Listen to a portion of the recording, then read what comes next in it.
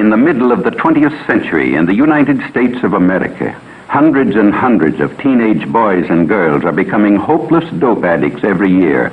It's fantastic, it's unbelievable, and it's terrible, but it's true. But there's one sure thing. Nobody is going to stay an occasional user very long. This is one game nobody beats. If you use narcotics, before long you'll have the habit, about the hardest in the world to break. Hello, welcome. This is the Dr. Junkie Show, and I'm your host, media critic Ben Boyce. And today's episode is about the media. I've been saying for years on this show that media teaches us things, especially when it comes to places we don't normally go in real life. If you think about prison, but you've never been to prison, you probably still have images and beliefs that pop to mind from the media. If you try to imagine what war is like, you probably have a lot of images to choose from, even if you've never been to war, from the media. And when our knowledge comes from media representations designed not to teach us the truth or inform us about history, but rather to entertain us, well, we shouldn't be surprised that we're often full of crap. It's our diet. I love media studies. We live in a world that is increasingly media-focused, and that means we learn more every year from representations instead of from real life. That's a good thing in many ways, because if we had to travel everywhere we wanted to learn about, we wouldn't be able to obtain anywhere near as much information as we can in a world where we can read about it, watch a documentary about it, or more likely, watch a movie or a TV show about it. Those TV shows are really good, at least if your standard is getting people to tune in. And the shows that currently draw the most attention are representations of what our culture prefers to imagine, to consume, to fantasize about. The Nielsen Media Center is the go-to for who is watching what. For almost a century, it's been used by producers to decide which shows to cancel and which to renew. And it tells us a lot about what we're all thinking about culturally at any given time. I was born in 1980, when the top shows in the country were Dallas, The Dukes of Hazzard, and 60 Minutes. Little House on the Prairie was still a top 10 rated show then. That's the sort of media I grew up on. From 1985 to 1990, The Cosby Show was the highest ranked show in the United States.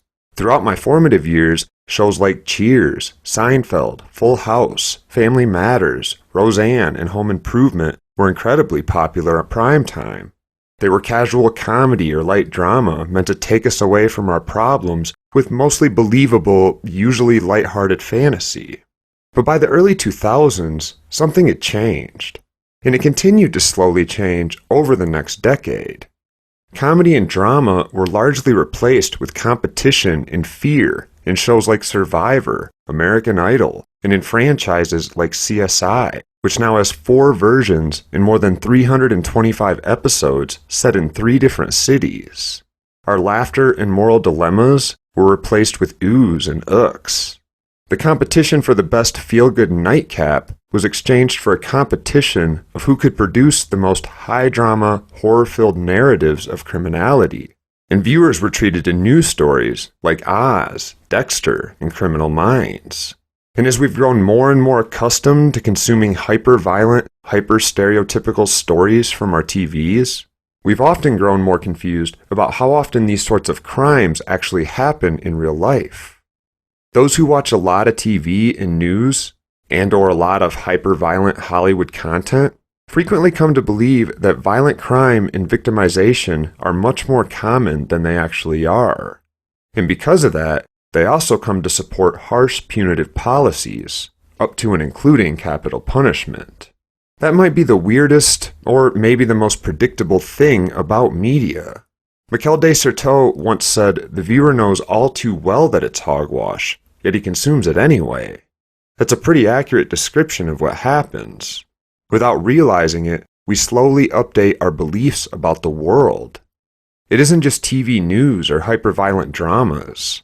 It's Shameless and Honey Boo Boo teaching us about poverty. And as the late great Bell Hooks reminded us, we conflate immorality, criminality, and poor work ethic with poverty, without ever realizing it. This happens even if we have personal experience with poverty ourselves. We actually swap out our beliefs and allow the spectacle we consume to corrupt them. Television doesn't just create memories where none exists, it overwrites memories in the worst possible ways. With drug use, we see immoral monsters descend to the inevitable rock bottom of disease, crime, and death. And even if we have personal experience with addiction or drug use, we still update our view of the world based on Leonardo DiCaprio in The Wolf of Wall Street, or Vic on F is for Family. We can't help it. That's how our brains work. I could keep going. It's everywhere. It's especially obvious in representations of people who differ from the norm in any given culture, religiously or in able-bodiedness. People who occupy spaces and bodies which most of us are not very familiar with.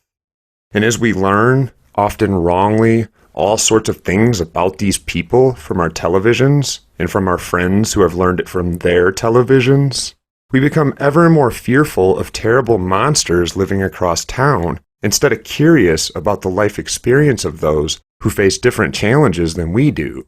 We replace the flesh and blood of our neighbors with Hollywood fantasy, monsters created for spectacle and shock. And all the while, the prison industrial complex is using our cultural fear to grow to an unbelievable size. More than 6 million of our neighbors and family members are currently locked up or on probation or parole, one step away from being returned to a cage. Their entanglement with the criminal justice system pays a lot of salaries, from correctional officers to probation officers and judges to attorneys, along with all the infrastructure workers who support these organizations. If you've been listening to this podcast for very long, you probably already know that upwards of half of all federal prisoners in the United States are in prison for drugs. But at the state level, our abuse of drug users, it tries to hide. And if you don't look close, people like me, addicted people who wind up in prison because of the way our addictions are treated, but were never actually caught with drugs, we don't show up in the system as drug users at all. And it all stems from the way we tend to feel about drugs if we've lived in the United States for very long. We think that drug users are dangerous, and that drug dealers are monsters. We believe that drug use is deadly and contagious. We probably feel like we know that using drugs impedes our ability to succeed at life, damages our personal relationships, or eradicates our moral landscape. And because we know so much, most of which isn't true, we want to lock both users and dealers up for their own good and for the good of society. But time out. When you ask somebody who feels this way why they feel this way, they often just know, without any specifics, that they're right. So that's why this episode is focused on media and how it works, specifically in the area of drug education. Now, as I said before, you can apply these theories to any space where the majority of citizens in that culture don't usually go, spaces they're restricted from, or spaces they're fearful of, spaces that can only be safely engaged with through formats like media. But given the long list of those spaces, which I began this episode with, poverty, disability, incarceration, mental illness, war, cultures without adequate medicine, our fountain of media knowledge means, in the words of my friend Bill Usman, that we're both, quote, scared and ignorant, fearful and misinformed. Dr. Usman thinks we should treat television and film like funhouse mirrors, not like reflections of reality. His work is linked in the episode description if you're curious. Our terrible media appetite is teaching us to be afraid of things that we're misinformed about. The ideas I'm going to discuss today cut across all genres. That's something else worth noting about media theory. There are certain specific things to be said about specific genres, like comedy, drama, or infotainment, but generally speaking, tropes, or overarching themes which show up over and over in our stories, things like sacrificing one's life to save a friend, or becoming entrapped by one's lusted for desires, tropes show up across all genres. And with drugs, the tropes include things like drugs are dangerous and deadly, drug users are contagious and should be kept at arm's length. Anyone who's using drugs is on a downward spiral, which will only end in some sort of tragedy if not immediately discontinued. and anyone supporting them is anti-American. And that's about it. These stories take many shapes and forms, but beneath the characters and the plot lines, anytime you see drugs depicted in a popular media narrative, the story probably conforms to this recipe because we demand that it does as consumers. And when we demand a product like this, one that teaches us to be afraid of our family members and friends when they use drugs, well, we're doomed to find ourselves in a place like we're in right now, watching drug users die from overdoses en masse as we continue to lock up and punish those who are struggling with a biological condition. So let's dive in, and let's roll the clock back, because these tropes of dangerous, self-destructive drug use aren't new. This is a high-budget public service announcement from 1951 called The Terrible Truth. You heard a small clip of this at the beginning of the show. Teenagers start off with marijuana. Then they decide to see if heroin has any kick. It does. Sometimes it only takes a few days to find out they can't leave it alone.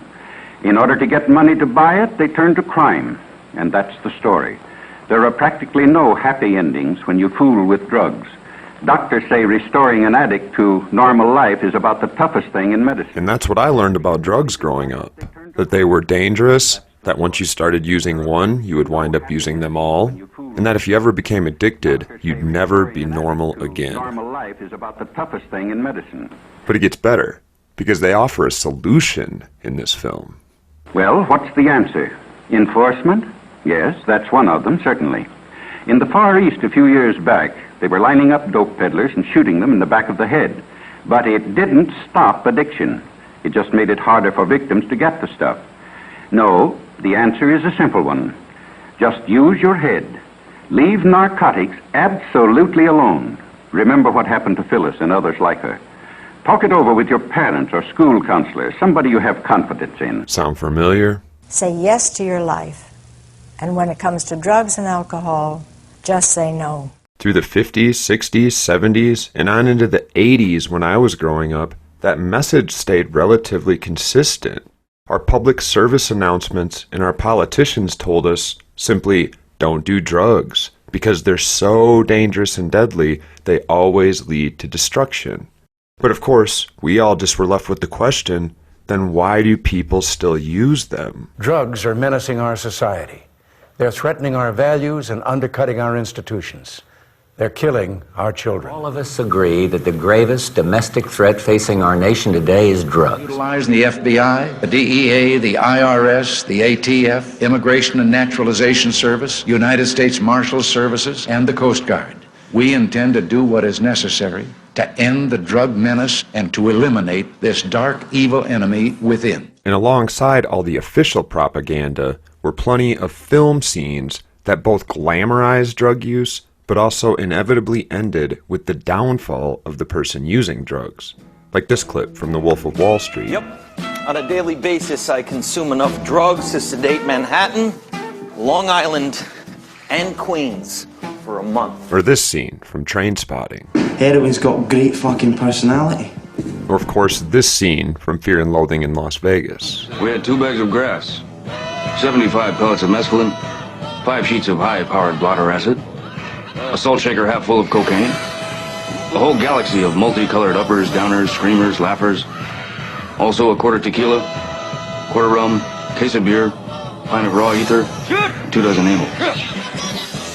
Not that we needed all that for the trip, but once you get locked into a serious drug collection, the tendency is to push it as far as you can. It was always the same plot line. Romance and glamour, followed by destruction and possibly death. I gotta go.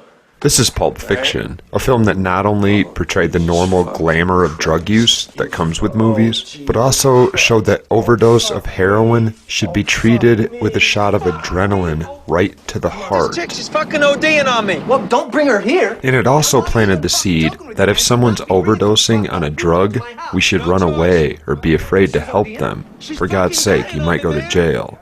Okay, well then you bite the fucking bullet and you take her to a hospital and call a lawyer. Negative. This is not my fucking problem, man. You fucked her up. You fucking deal with this. Narcan came out in 1971. Pulp Fiction was released in 1994.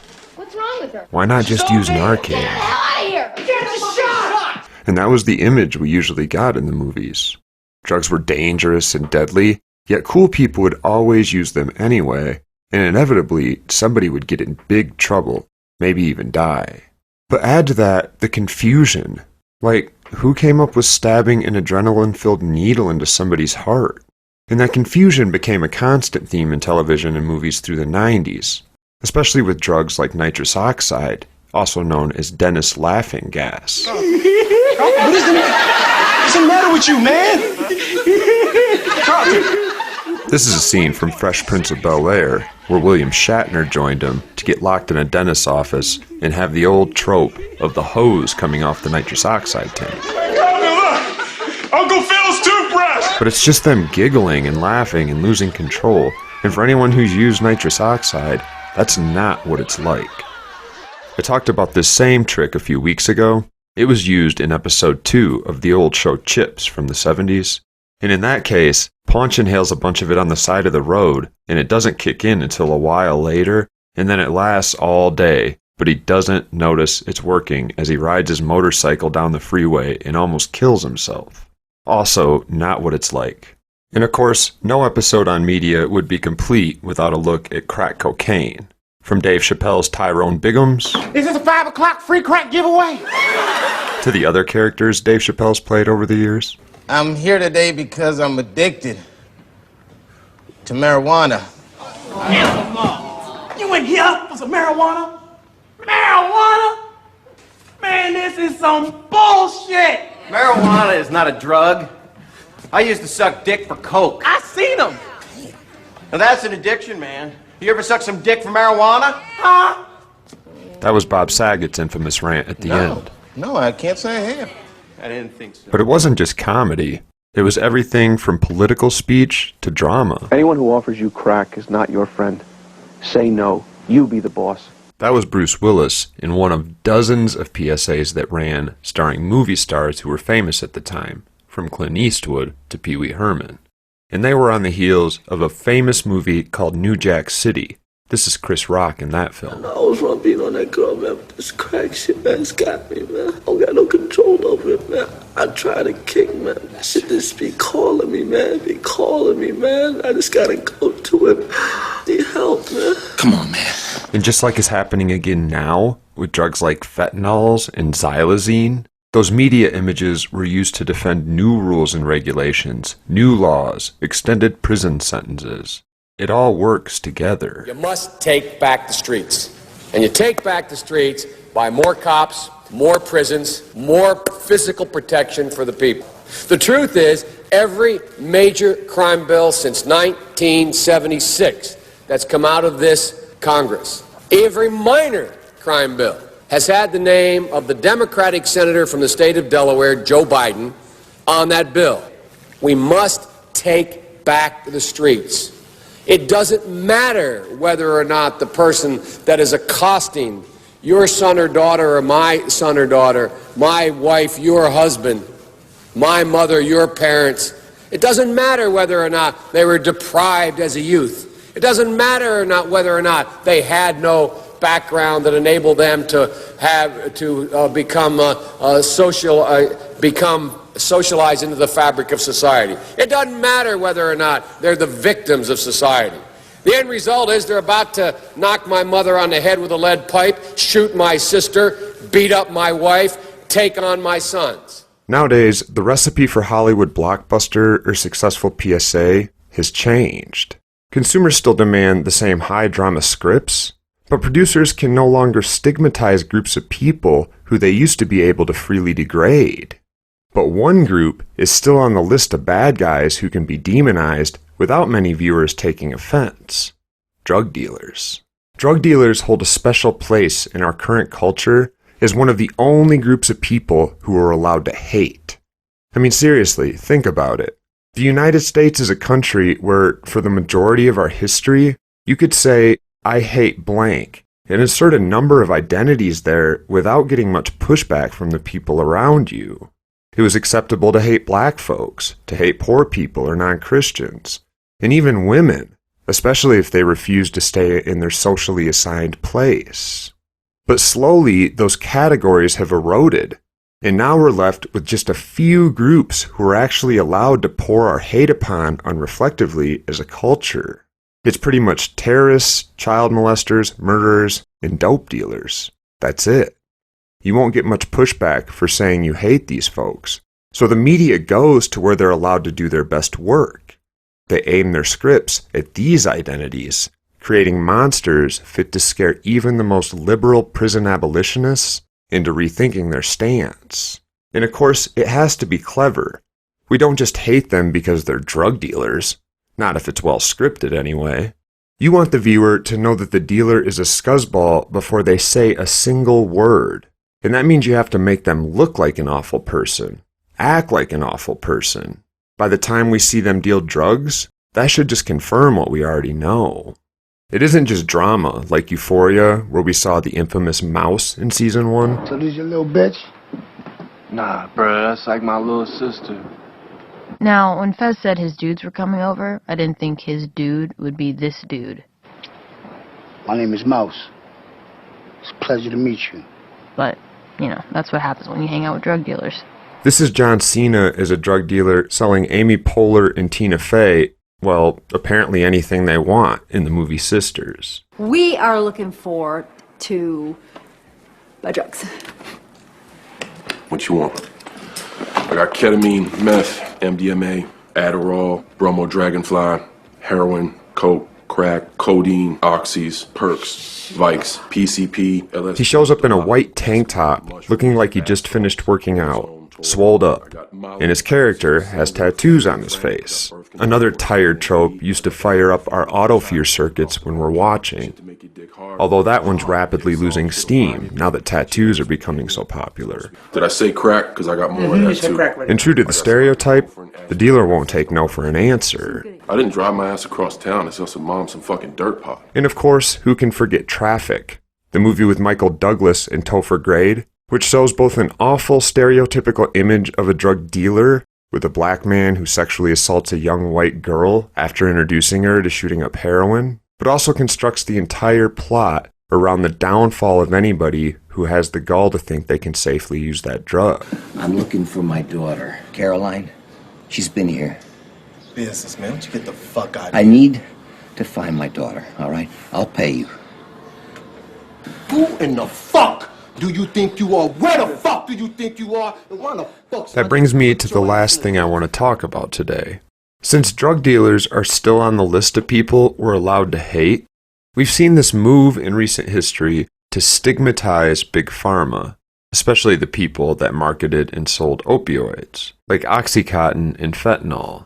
And this isn't me defending those companies, although it might sound like that as I start talking about this. But I frequently talk about the notion of systems, not people, about trying to take a perspective that looks at the rules and the regulations of any system, the way the gears work together, and looks for incentives that shouldn't be there, or incentives that consistently cause people to behave poorly, and then instead of fixing the incentive, we just replace the individual. And I see that problem right here. We're a country that seldom wants to do the real work of updating the system. So instead, we just go on assuming that everybody who's in a position of power will probably be good-hearted, and if they do something illegal, that will catch them. And so we frequently see things in our recent history, like Bernie Madoff, or Harvey Weinstein, or Matt Lauer. And it's always tempting to just point to bad actors and be done with it. Fire them and replace them and move on.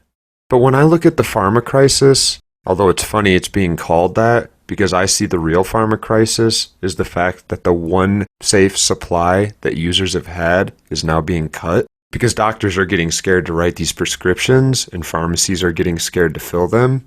Anyway, what I see is there was a playing board before the Sacklers and tons of other organizations who acted just like they did.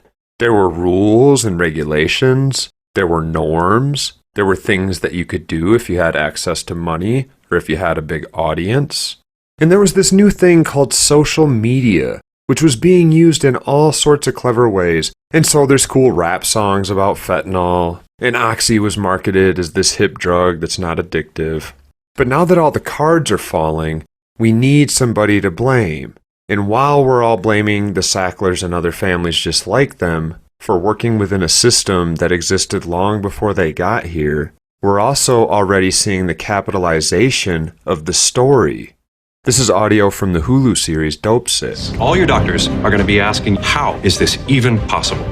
Your most effective talking point are these magic words. Less than 1%. Less than 1%. Less than 1%. Less than 1%. They told me that less than 1% would become addicted. The culture we live in shapes our media. The bad guys we're allowed to hate come to be the bad guys portrayed on our screen. The media we consume shapes our culture. The bad guys on our screen become the monsters under our beds. And that fear leads to laws and policies meant to restrict and punish those same bad guys. It can turn into a vicious cycle. As we continue this cultural project of checking bad guys off the acceptable list of it's okay to hate them, we can expect two things. One, our culture will continue to grow apart so long as we keep avoiding the work of mending it because we have less to agree about. And two, Hollywood and other producers of mass media will increasingly lean into those stereotypes which are not yet restricted. The war on drugs is ending, one way or another, and our history books will not be kind to us, nor the generations which came before us and insisted on killing, torturing, and locking up drug users and dealers. But we can halt the damage and get to work on the project of healing. The sooner the better. Love yourselves and the addicted people in your life. I'm Ben Boyce.